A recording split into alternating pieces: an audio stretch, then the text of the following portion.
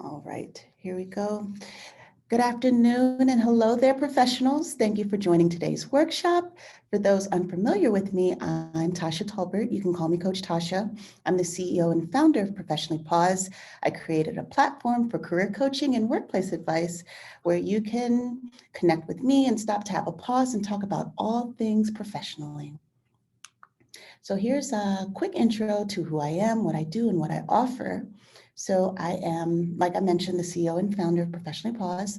That's my career coaching and workplace advice platform. I'm a cheerleader for professionals. I'm a job mentor, and I love to see people win. I'm a professional messaging expert, and I focus on what I call my power Ps, which include professional storytelling, personal identity branding, positioning, and persuasion. So I specialize in helping my clients and my audience with presentation. So we as professionals, we all have gifts, we have attributes and characters or characteristics that we bring into the workplace. So I help my clients focus on presenting themselves in all their professional glory to nab the job of their dreams and or to better amplify and vibrate their footprints into their place of work. So empower, enable, and lead, that's my motto and my mantra. Now, in today's presentation, I'm going to coach and lead you through tips on strengthening your productivity. So this year, I decided to kick off a 52-week coaching challenge to deliver guidance and strategy for the entire year. And I'm entitling it The Better Professional, which is the name of today's training.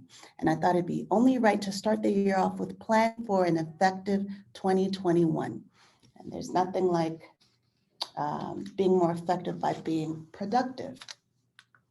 So in this Better Professional workshop for improving productivity, I'll take you through tips on creating daily capture, creating a definitive goal plan, creating strategic relationships, and then how to use tools to organize, to plan, and track all your productivity. All right, so let's get started, shall we? First, so logging, planning, goals, partnering, and tracking. Let's get started. First up is creating a log. And what I mean is to keep a record of actions, performance, or activities that you do as a professional. So daily capture is a really good practice for reviewing, for bookmarking, for tracking and prioritizing all you do. So it was a technique that I kind of taught myself in my corporate America days.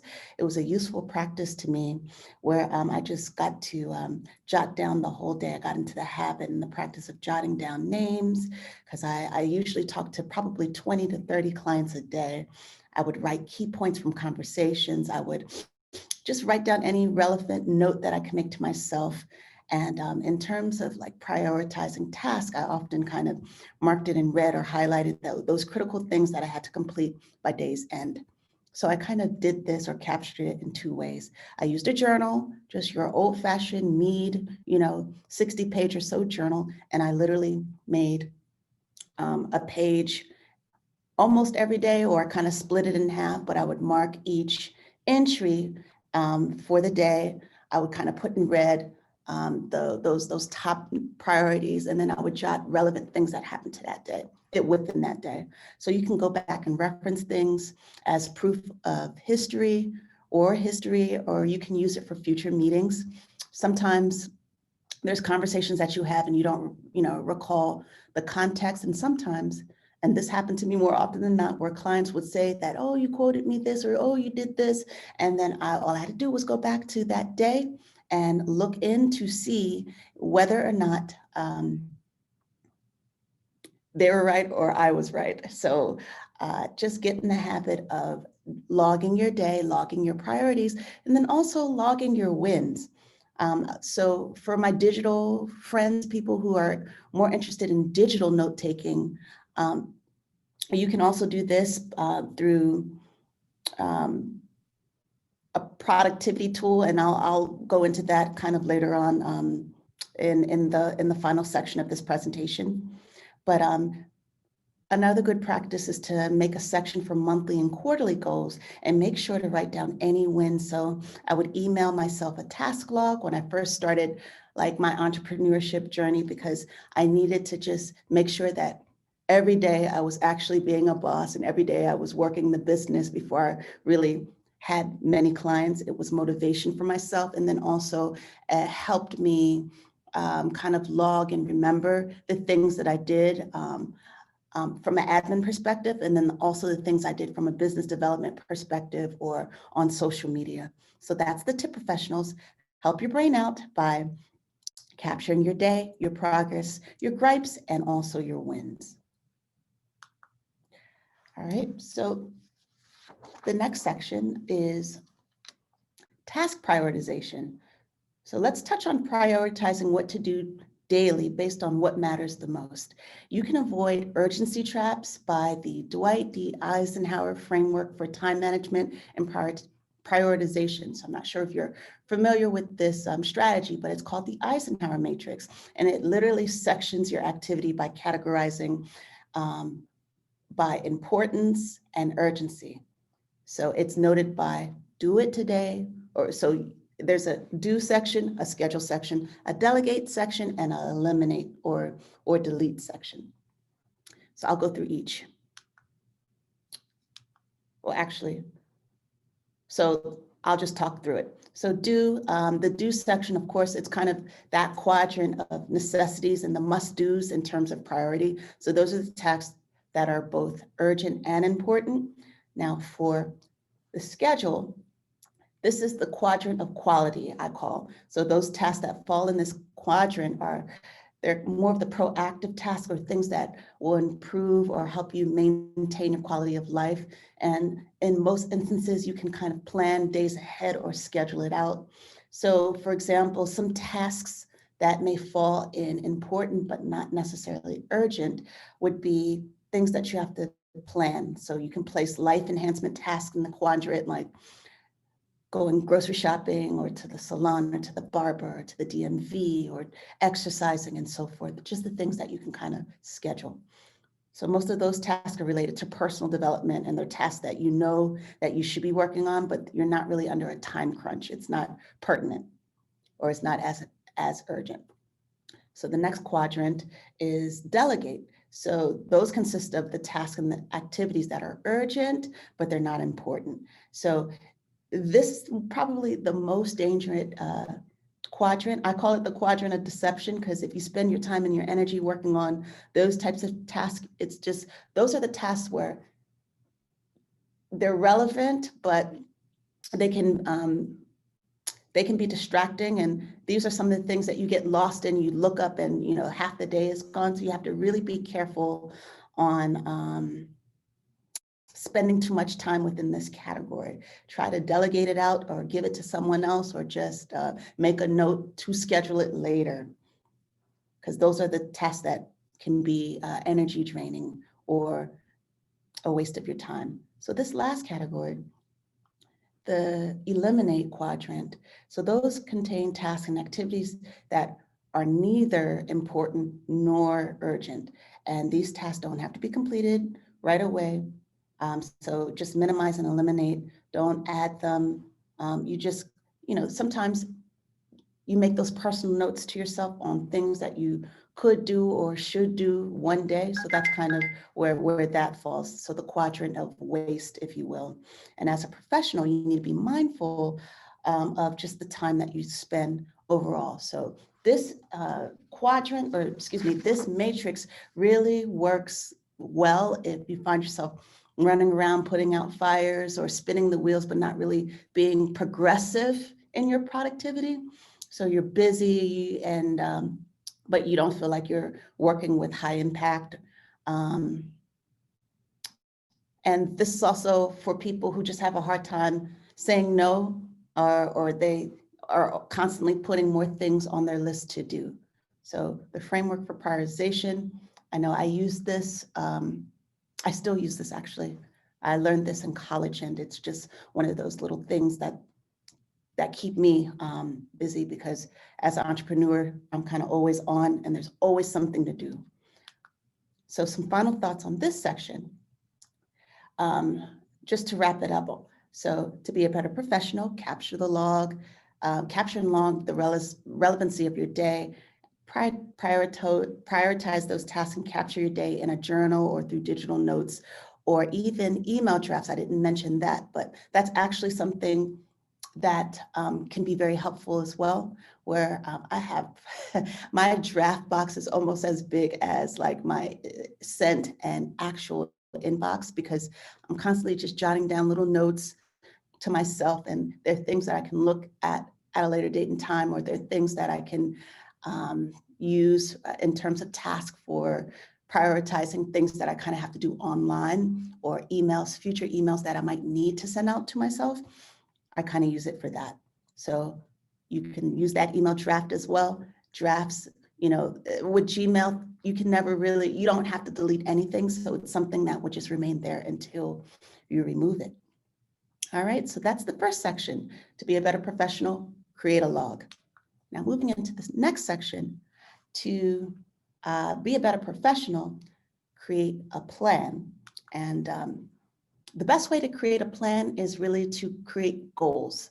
So I want to spend some time talking about goaling. And you know what goals are: their ideals, their accomplishments, their ends, their objectives. It's a part of your vision, but more importantly, it directs your activities. It directs, or it helps to develop a strategy in the direction of the activities and the steps and the objectives that you're going to take to achieve success. So they're very important. So I want to kind of break down two goals, or two goal strategies that you may be familiar with. One is called SMART goals. The other one is called hard goals. So more people are familiar with SMART goals, so I'll really spend some time there. So SMART goals are specific, measurable, achievable, reliable, and capture time. So I'll go through each. So specific, that's clear and definitive. It's specificity in stating what you'll do. And it's usually the action or where the verb of the goal lies. So it answers the 5W, that's the who, the what, the when, the where. So it's kind of the description of the action that you're going to take or that you want to complete. So some things to think of when you're planning some goals and you want to make them specific.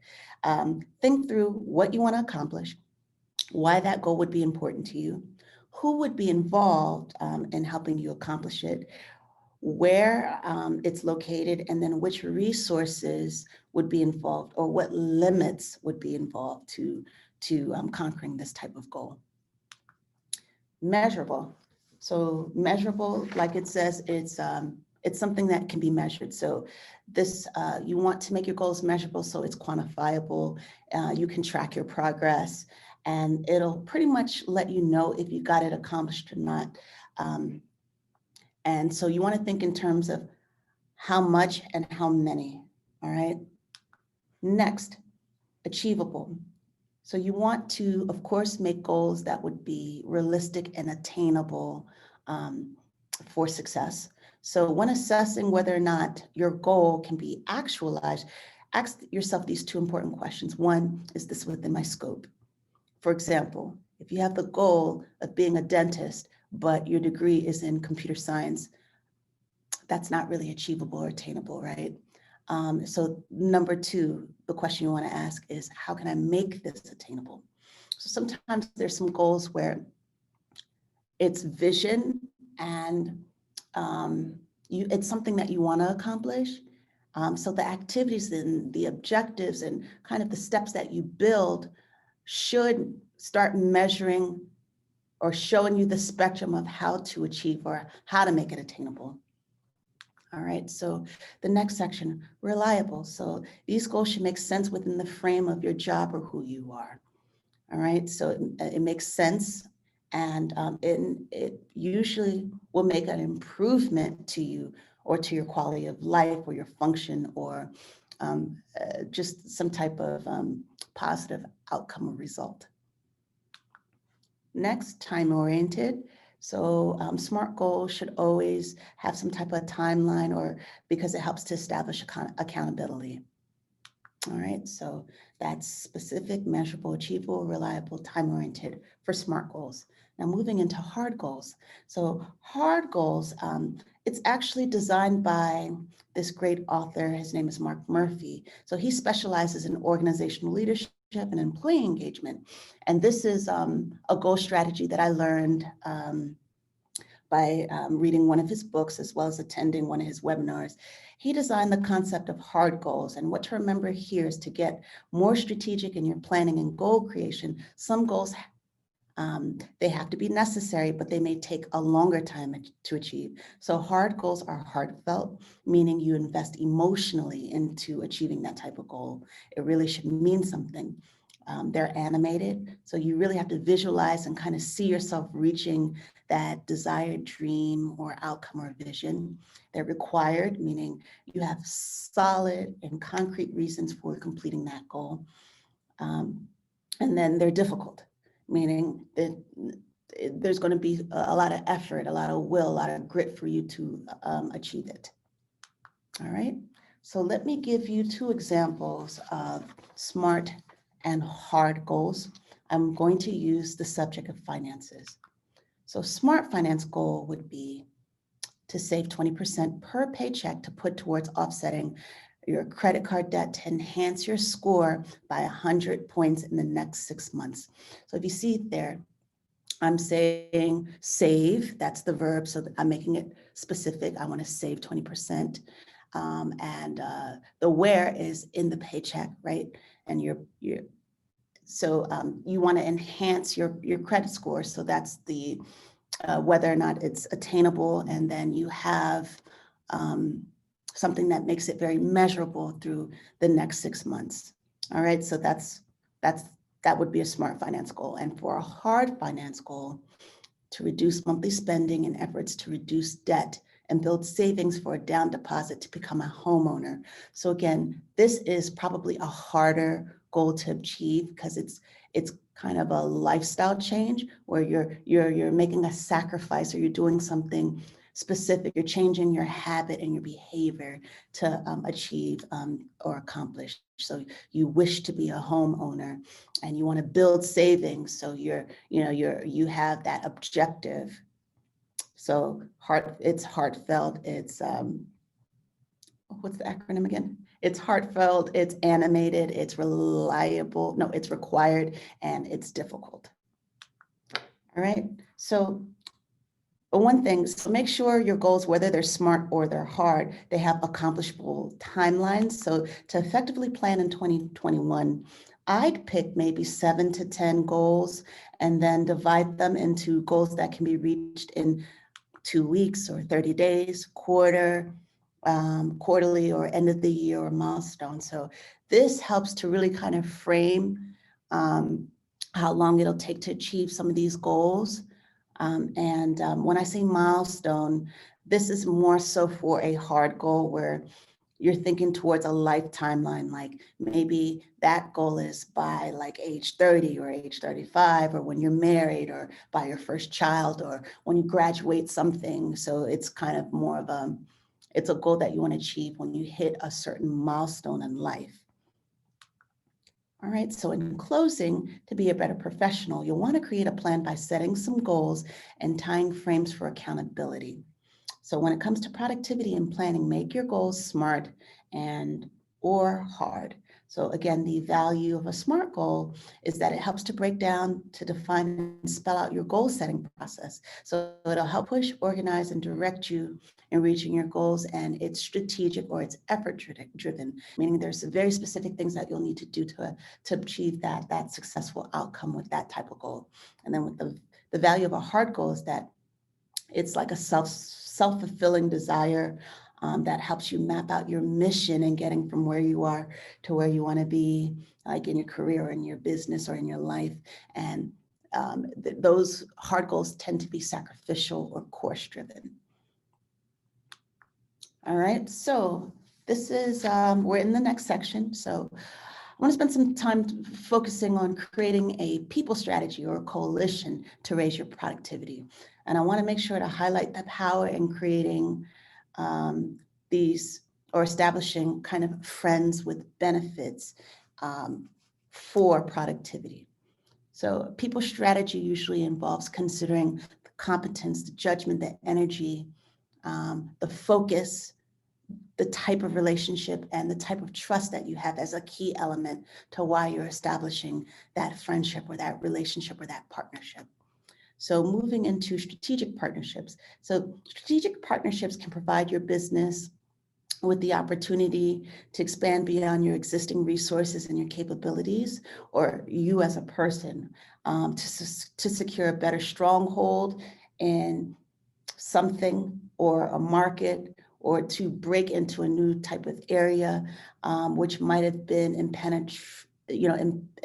what's the word? Impenetratable. Is that the word? Anyway, so when you create strategic partnerships, you really want to set a clear vision for that relationship. Like, so that relationship should serve some type of purpose where you guys are both going to propel forward, or it's mutually beneficial, right? So you want to determine those goals and how that strategic partnership could help you achieve them. And then you want to understand your strengths and your capabilities, as well as the strengths and capabilities of that relationship that you're forming. So right here, I've highlighted some of the outcomes or the yield that I've gotten and provided in some of the strategic partnerships or alliances that I've built and developed that were specific to productivity. So one, so I have some strategic relationships that offer knowledge transfer, where I know a little something and they know a little something and we share it, right? Next, collaboration, where we are partnering together to achieve some type of desired outcome or goal. So I do this a lot as a business owner, from one business owner to the next. I've also collaborated with people, you know, in terms of studying, like, so I'm in grad school, so with studying and or getting, you know, some homework or some type of report or some work done. And then also bartering. So I'm not sure if everyone's familiar with the term bartering, but basically that means instead of a financial transaction, you may be offering something that you have to offer to someone else. So you're bartering your value to get something of value to you that someone else possesses. Like, for example, I recently bartered, I helped someone write their summary and profile bio in exchange for them to give me a discount on a business expense that I was needed to embark on.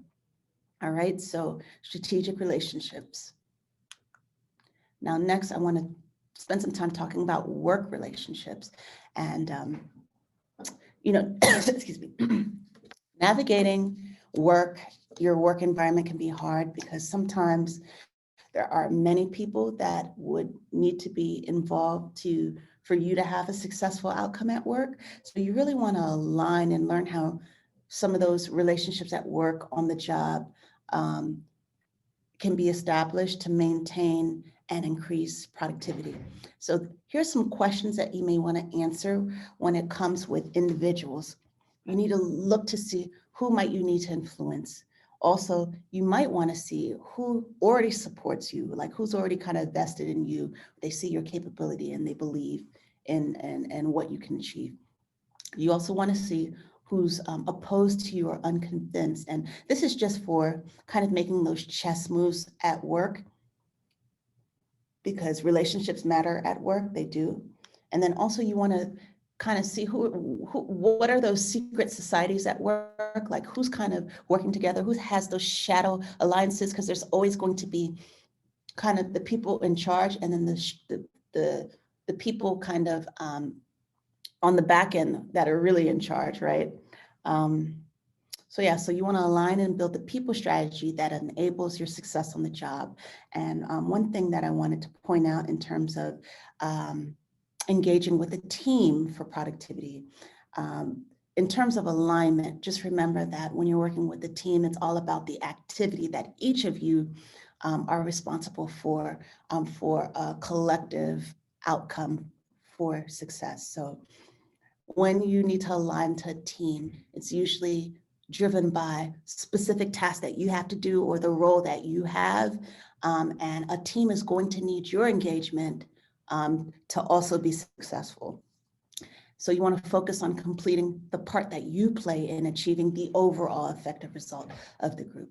So think together, everyone achieves more, right? Next, I want to move into online alliances. So your online friends, you want to create some online friendships as well. And the thing to remember is to always display the value of you online. So what I mean is you want to introduce uh, yourself in a way that explains kind of the goods and the gold and the offering that you have as a person or a professional. So people understand like why they should connect or invest in you or buy or engage with you. You usually should be lending or offering something online, whether it's um, something, right? So you want to leverage social media platforms to create your online alliances. And again, it's all about labeling and branding. All right. So these are some of the platforms where it makes sense to label or present yourself in the way that I just described, where you kind of showing the value of you, so you can find those people that you can also buy and invest in. So Instagram is definitely one. Most people will follow people on Instagram because they're already a personal friend or they're a source of information or a source of something of value. Maybe it's retail, or maybe it's someone who has answers, or someone who's highlighting some type of value to you, whether it's value in terms of they're funny or they're a celebrity and you admire them, or they have news, or they're offering something, right? Same thing with Twitter. Lots of companies and professionals in general use Twitter to disperse or disseminate information. So you want to make sure that you kind of position yourself as someone who's going to provide, a certain type of information, right? LinkedIn is probably the biggest platform for professional networking. You want to use that. And again, make sure that your label, your brand is clear, because people are watching. LinkedIn is now a digital background check. People use it to connect with people who, with a shared maybe industry, or recruiters use it to find and to fill roles and job vacancies. And it's just a good way to um, follow sources for information and create online alliances. So LinkedIn and Facebook are very good places to find groups or associations that are specific to either your professional or your personal interest and your industry. And for those who are not aware of Clubhouse, I mean, it's such an amazing tool. Clubhouse is what I look, it's almost like an interactive podcast where you get to audio or audibly connect to people. And I mean, I've had some of the best conversations. I've been able to really connect with people who I might not have had access with based off shared interests. So create those online alliances. Next, I there's this networking tip that I provide um, for networking specifically online, where you're building beneficial relationships. It's the 3G method, where you're conveying what you got, what you can give, and then also you're asking for something specific. So in the GOT, this is kind of your pitch, or it's your marketing ploy. It's the first impression that you want to make, or it's how you want to introduce yourself online or to specific people, and what it is that you want them to know. So usually this is kind of the bio that you may have, like on LinkedIn or on Instagram, or maybe if you have a Facebook page or something. So it should display kind of, this is who I am, this is what I have to offer, this is what I represent. Um, yeah, all right. Or sometimes when someone wants to know what you've got or what someone else has, they may ask you. So then you can answer by, this is what I received from that person, or this was my experience with XYZ. So next is give. And this is what you may offer in value to the people that you're connected to. So whether it's a resume or a contact or a new relationship or something specific to the industry you're part of, it's basically what you can get or receive from being connected to you. So you're saying, this is my value. All right. And then lastly, get. So it's specifics on what you need and how you can be assisted. Sometimes when you network with people, you need to make it clear on what you're looking for. So the get section is very key because you want to make these great connections, or you want to join these groups, but then also you want to make it clear on what it is that you're requiring at that moment, so that way that person can know if they can be of assistance to you. So it should be framed when you're requesting a get. It should be framed in terms of, can you help me in this way, or I'd like to request this XYZ. This is what I'm looking for, and this is how you can assist me. So sometimes when people are looking for mentors, or when people are looking to connect because they have something that they want to offer, like, for example, my LinkedIn inbox always has people who want to sell me things that they say can enhance my ability to do business. So they're stating, their got, their give, and what I could get in connecting with them. That's probably the best way that I can explain the 3G method in one example. So next, I wanted to spend some time talking about the value of a virtual assistant. Which would be your online beneficial friend that you hire for productivity. So my top 3 reasons for hiring a VA or a virtual assistant: one is time, because it frees me up, and it frees up the contractors that work with me, and it immediately boosts productivity because I've hired them to do something specific for me or for my business.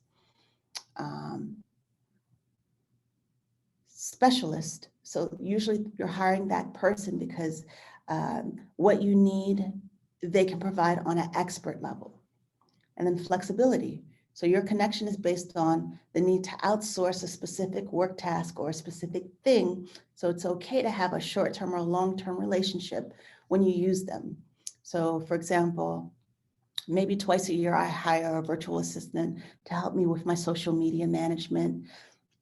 Before my entrepreneur days, I hired a VA to help me search for jobs. So they basically went through job alerts for me and did blind, applying for me on my behalf. Like, they would just find jobs to apply to for me. What's another example of a virtual assistant? So not really a virtual, but a virtual/physical assistant would be when you use the tool TaskRabbit. I know a lot of people use TaskRabbit for very specific things like buying tickets. People have used TaskRabbit and sent people to buy tickets or to wait in line for them. Also, for single women, and I've done this myself, I've used TaskRabbit to hire people to come in and build things for me, like IKEA, the furniture where I didn't have the time to build the desk or whatever the thing was. So this is just some good examples and reasons for hiring a virtual assistant. All right, some final thoughts on creating these beneficial or strategic relationships. Some things to remember is, when you partner and you're collaborating, you're creating the best type of team, meaning together everyone achieves more, right? You're collaborating, or you're working together to achieve something great. So find your goal friends. And so those are usually those friends who have or share the same type of desired goal that you might have. Like, for example, I've created a lot of online relationships by joining Facebook groups for, women entrepreneurs, or things specific to, how I'm affiliating myself, or, specific goals and objectives that I want to reach, where I can be a part of a community where together we're supporting one another to obtain those goals. So find your online tribe and your committee. All right. Next, and this is the final section. How are we doing on time, Carolyn? Where's my phone? It's 1:43. Okay, good. Thank you. All right. So thanks for rocking with me. My one little attendee. I saw some people move in and out, but I appreciate you being a part of this training. All right. So Great, thank you. Yes, absolutely. So my last section is creating a tool system or your own personal toolkit for productivity. So I'm going to go through what's in my productivity toolkit, and I've broken it down in what I use for note taking, what I use for just getting organized, what I use for planning, and then what I use for productivity. So those first two, so for note taking, because I am a note taker, I have my journal, but then I also take a lot of digital notes. It's just a way, it's what I do. And so my two favorite digital note takers are OneNote and Evernote. And I specifically like OneNote because of the ability to just drag and drop. And I can create books and all kinds of things where I take notes and I can just drag and drop. Like I tend to make a work online notebook, and I hold in, and this might be bad, but anyway, it's what I do. Those billion bajillion passwords, for your work system, I put them in there, or I bookmark, work sites that are relevant to things that I need to do for work, names, emails, you just drag and drop whatever you want in OneNote. Love it for that. The other note-taking tool I like is Evernote. And it's kind of the same thing. You can set up notebooks just like OneNote, but the beauty of Evernote is its ability to capture audio, images, and file uploads. So I use Evernote when I need to drag and drop in audio or videos or files, because I can literally upload a file right into that spreadsheet. And I can also copy and paste images. So it's pretty cool. So Evernote, OneNote, those are my productivity tools for digital note taking. Next, for organization, Trello and Notion is new to me, but I love it. So Trello is actually something that Carolyn introduced to me. So it's a simple project management tool, and it allows you to card, book, and plan projects to your heart's content. And it's a great tool because you can literally organize anything for anything. It's awesome.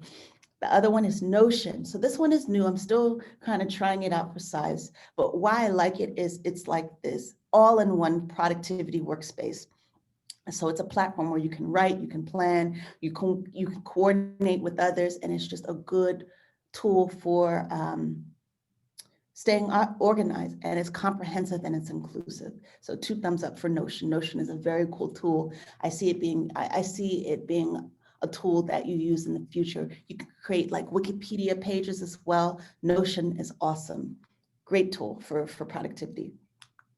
The next, so what's in my productivity toolkit for planning? I love Goals on Track.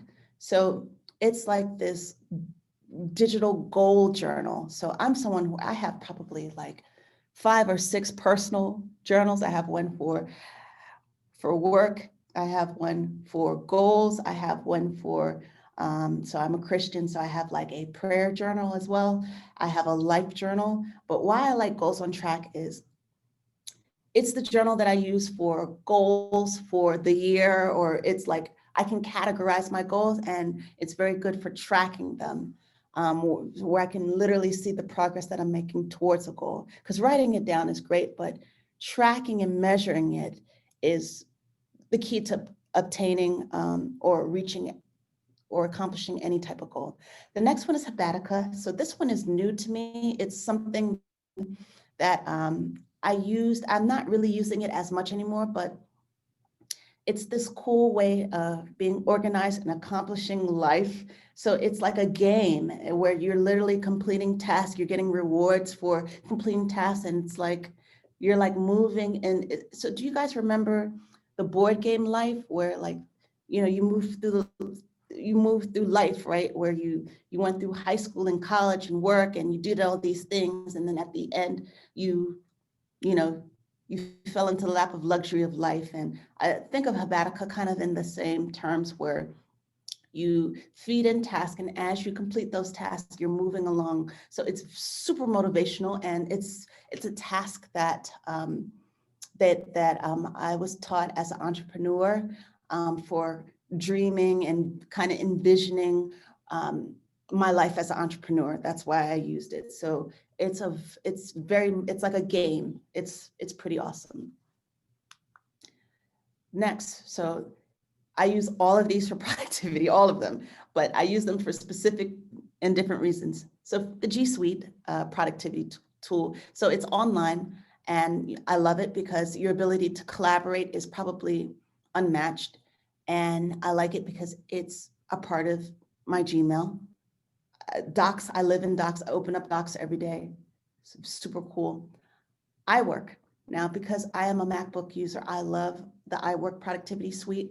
And why I specifically really like it is the ability to airdrop from my MacBook to my phone and to sync it all together. So if are an Apple or a Mac user, the iWork productivity suite is going to work well for you. And then last, Microsoft. What's there not to love? It's kind of standard. Most of us grew up on Microsoft. Office 365 has kind of taken Microsoft to the next level, but I love it because it's unmatched when it comes to integrating with Outlook. So Microsoft is very important for people who have 9-to-5 jobs, right? Like I said, it's just a kind of a standard. So if you're not on Office 365, use it. I use OneNote from Microsoft, and it's connected to my Hotmail email, so that's why I love it specifically. But these are within my productivity toolkit, specific towards, building spreadsheets and writing tools. And then why I like each of these is each of these also have these awesome templates for planning. Each one has like templates within each application. So don't sleep on the templates that you can use for productivity within each of these. All right, so final thoughts on creating that toolkit. So it's important to track your tasks and to complete your goals, but you just really make sure to take action because you don't want to be one of those note takers or one of those people who are planning everything, but still you're not moving forward. So you want to make sure that you're tracking your tasks and you're taking definitive and action steps to actually complete those goals that you're jotting down and you're capturing and you're planning and you're organizing. So don't forget what matters most, which is the activity. All right, we have reached the end. I wanted to just pause and take a few minutes just to explain a couple of things. One of the things that I want to remind everyone about here, I'm a resume writer and I love doing that, but I'm also a coach. So if you're thinking that you may need a coach to help you plan and set your goals, please contact me. I'd be happy to help you with planning an awesome 2021 for you. Whether you're planning to leave your job or you're planning and you need some help with setting goals, get yourself your coach because sometimes you just need that expert to step in and help you guide you to the success that you're seeking. You can always email me at hi@coachtasha.com. And right now I'm offering a coaching pack. I'll attach it to my thank you email that has the link to this presentation, as well as I went ahead and created a better professional productivity checklist. So it kind of speaks to all the information on here. I did a digest of this presentation. And I will be uploading the presentation to YouTube as well. So here are ways to contact me or let's stay connected online. For those who aren't following me, please follow me on Instagram, call me Coach Tysha. I'm on LinkedIn, connect with me via LinkedIn. I also have a professionally paused page that you can follow. I love giving free advice online. You can follow me on Twitter, email me, like I said, at hi@coachtasha.com, and professionallypause.com is my portal for digital training. And then you can also go to coachtasha.com to shop or to pay for coaching. I have a blog where I write articles. I have an article dropping this month called Productive Like a Professional. So make sure you check that one out, where I'm giving 21 tips for productivity in 2021. Also, I have a professionally paused page. So lots of ways to stay connected and to contact me. So thank you for this, for attending my first training of the year, The Better Professional. So I'm doing a 52-week challenge where every week I'll be giving you a tip or strategy on how to be a better professional. So make sure you subscribe to my newsletter so you can be a part and gain that tip of the week. I'll also be pushing out videos to YouTube. Oh, I forgot to put, so I now have a YouTube page too. I think it's called Coach Tysha Professionally Pause. Check that out. So week 1 and 2 are already uploaded there. Week 3 will be uploaded on Friday. So thank you so much for staying to the end. If there's any questions, I'm happy to answer them. There's still some time. Any questions? No questions. I thought it was great. Great overview. I'll look into a lot of the techniques and resources you mentioned. Yeah, no real questions. Okay, great. All right. Well, thank you. Thank you for staying to the end. And I will send a link out for this training so you can see it in full. And I look forward to seeing you tomorrow. We'll get started on that professional story. All Excellent. right. Thank you, Ed. Take care. Stay Okay, encouraged. thanks. Stay professional. Talk to you tomorrow. All right, see you. Thanks. Bye-bye. All right. So let me end the recording.